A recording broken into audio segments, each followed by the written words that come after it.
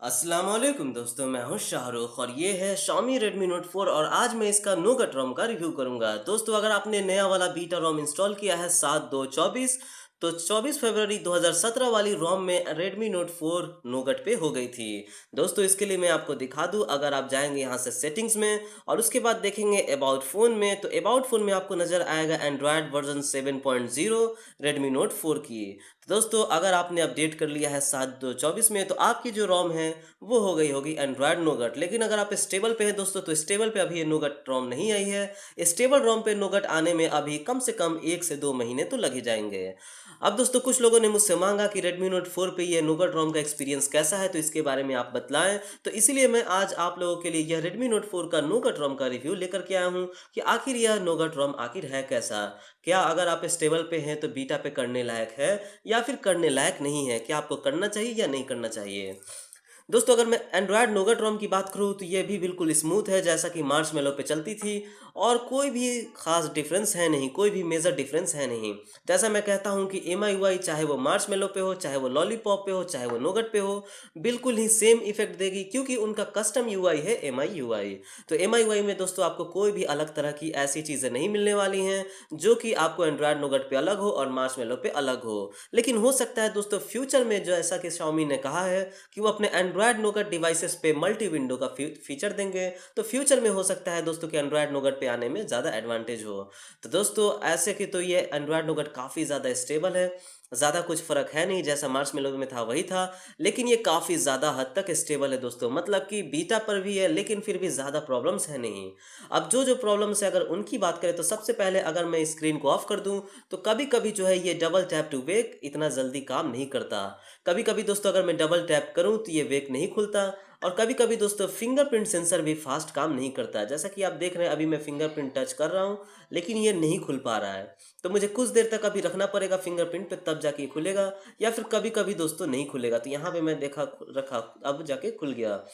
तो इस तरह से दोस्तों कभी कभी जो है ये सारी प्रॉब्लम्स आती हैं ये एंड्रॉयड नोगट रोम में, क्योंकि बीटा अभी देखिए दोस्तों मैंने डबल टैप टू वेक किया लेकिन डबल टैप टू वेक भी नहीं हो रहा है और मुझे 2-3 बार लगातार दबाना पड़ता है, तब जाके डबल टैप टू वेक काम करता है। तो इस तरह से दोस्तों कुछ कुछ प्रॉब्लम्स हैं जो कि एंड्रॉयड नोगट रोम में हैं, जो कि थोड़े बहुत छोटे मोटे प्रॉब्लम्स हैं, कोई बड़ी मेजर प्रॉब्लम नहीं है। उसी तरह से दोस्तों अगर आप दो स्पेसेस का इस्तेमाल करते हैं तो मान लीजिए अगर आप इस फिंगर से सेकंड स्पेस खोलेंगे तो अगर आपने रीबूट किया है दोस्तों तो कभी कभी ऐसा प्रॉब्लम आता है कि सेकंड स्पेस में फ़ोन जो है अटक जाती है।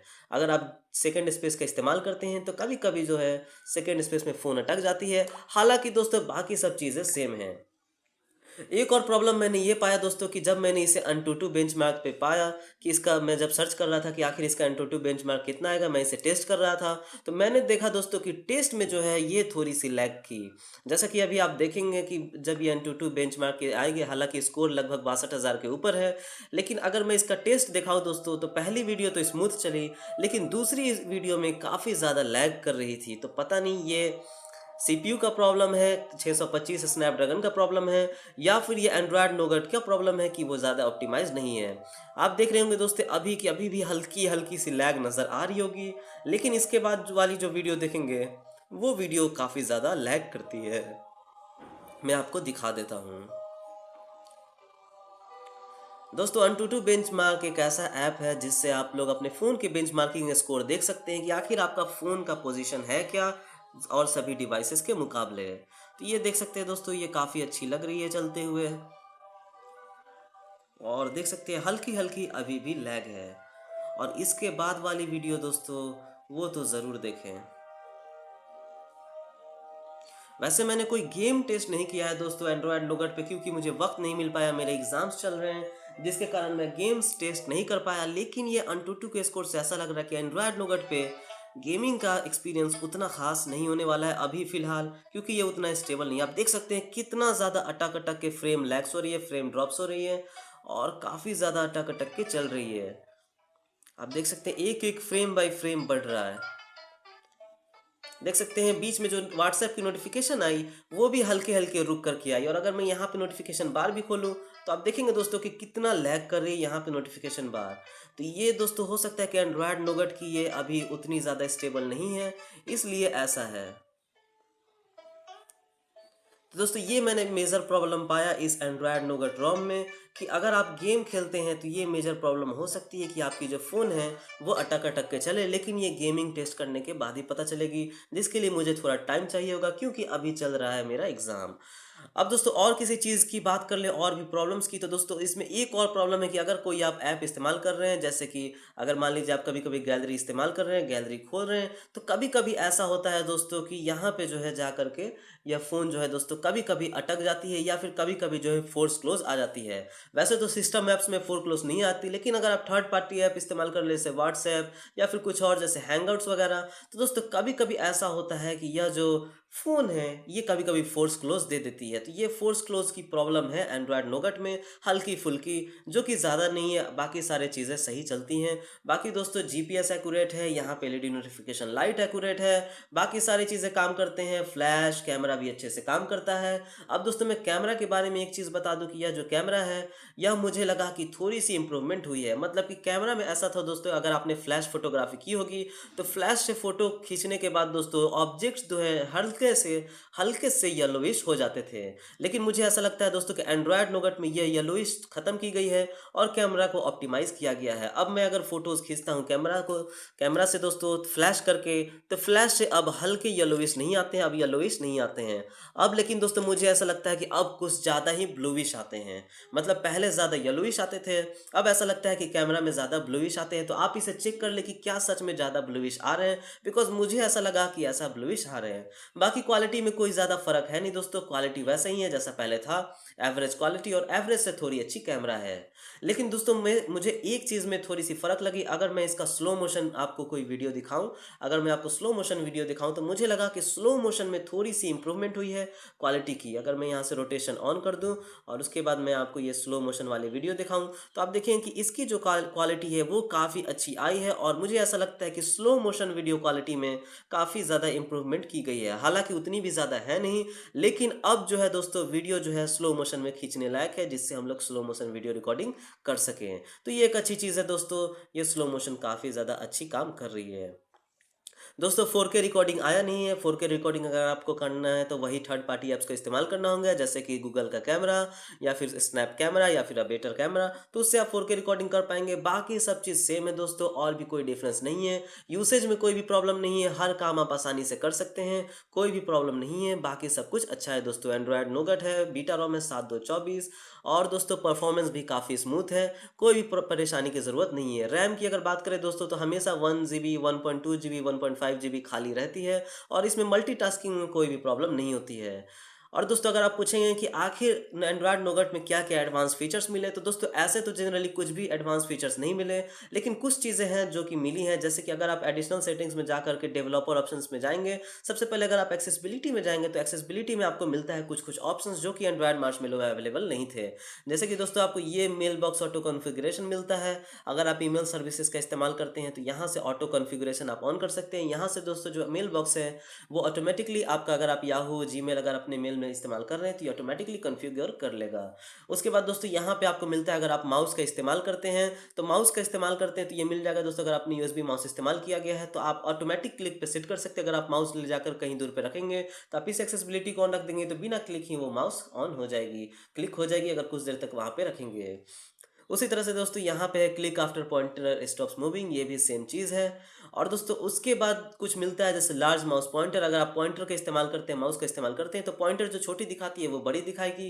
तो ये सब चीज़ें हैं दोस्तों जो कि आई है एंड्रॉयड के नोगट में। उसी तरह से मोनो ऑडियो चैनल आया है दोस्तों। अगर आप स्टीरियो ऑडियो का इस्तेमाल करते हैं ईयरफोन वगैरह में, तो आप मोनो ऑडियो का भी इस्तेमाल कर सकते हैं। अगर आपको एक ही जैसा साउंड पाना है, मोनो ऑडियो पाना है, वरना स्टीरियो हेडसेट में आपको 3D सुनाई देती है, कभी इधर कभी उधर, तो आप मोनो ऑडियो का भी इस्तेमाल कर सकते हैं, जो कि एक्सेसिबिलिटी ऑप्शंस में आई है। बाकी सारे ऑप्शन सेम है दोस्तों, और कुछ ऑप्शंस आई है डेवलपर ऑप्शंस में। तो अगर आप अबाउट फोन में जाकर के देखेंगे, MIUI वर्जन पे लगातार टैप करेंगे तो डेवलपर ऑप्शंस खुल जाएगी, और इस डेवलपर ऑप्शंस में आप कुछ ऑप्शंस देख पाएंगे एडिशनल सेटिंग्स में, डेवलपर ऑप्शंस में। जैसे दोस्तों कुछ कुछ नई चीज़ें आई हैं, जैसे वेब व्यू इम्प्लीमेंटेशन। ये क्या है दोस्तों, तो अगर आप कोई ऐप का इस्तेमाल करते हैं दोस्तों, जैसे कि यूट्यूब या फिर कोई भी अलग से ऐप, फेसबुक, तो उस ऐप के अंदर अगर कोई लिंक दी हुई है और अगर उस लिंक पे क्लिक करते हैं, तो वो लिंक दोस्तों उसी ऐप के अंदर खुलती है, उसी ब्राउज़र पे खुलती है दोस्तों। यानी कि अगर फेसबुक पे खोलेंगे, तो फेसबुक के ही अंदर खुलेगी, लेकिन फेसबुक का ही वो ब्राउज़र होगा। लेकिन अगर ये सेट वेब भी इम्प्लीमेंटेशन कर देंगे दोस्तों, जैसे क्रोम स्टेबल पे, तो अगर आप किसी ऐप के अंदर वो वेबसाइट खोलते हैं तो वह दोस्तों डेटा चुराएगी क्रोम से, जो कि क्रोम के ज़रिए खुलेगी। इससे दोस्तों आपका जो वेब पेज है वो ऐप के अंदर भी क्रोम की तरह खुलेगा और काफ़ी अच्छा खुलेगा। उसी तरह से दोस्तों मल्टी प्रोसेस वेब व्यू, ये क्या है मुझे उतना समझ में नहीं आई, लेकिन दोस्तों यहाँ से शायद कुछ वेबसाइट खोलते हैं तो उसका मल्टी प्रोसेस जो है रेंडर सेपरेटली, ये कुछ और है दोस्तों जिससे हमें पता चलेगा कभी बाद में।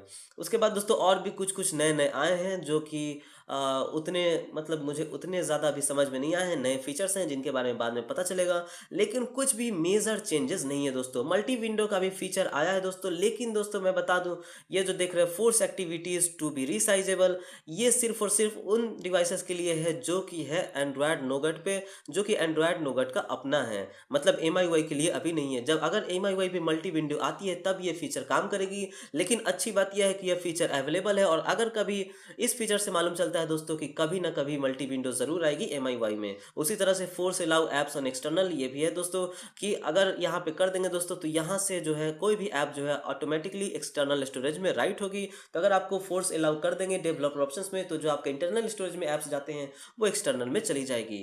तो ये सब चीज़ें हैं दोस्तों। अब ये भी देख सकते हैं इनएक्टिव ऐप्स, अगर कोई आपके ऐप्स इनएक्टिव है तो यहाँ से देख सकते हैं कौन कौन से ऐप एक्टिव और इनएक्टिव है, टच करके एक्टिव और इनएक्टिव कर सकते हैं।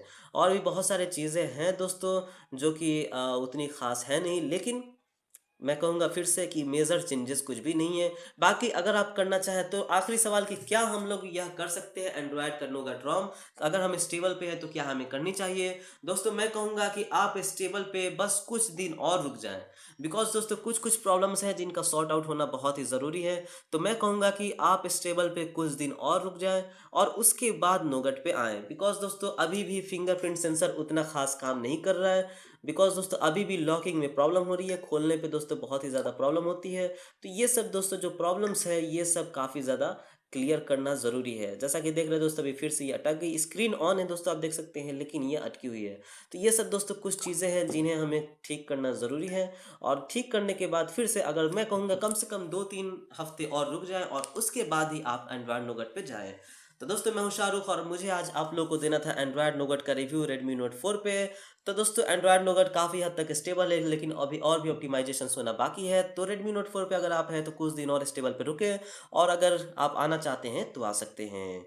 ओके गूगल, देख सकते हैं ओके गूगल काम कभी कभी करता है, कभी कभी लेट से करता है। तो दोस्तों मैं हूं शाहरुख और आज का हमारी वीडियो देखने के लिए शुक्रिया। हमारे चैनल को सब्सक्राइब करें और हमारे वीडियोस पे लाइक एंड कमेंट करें। Thank you.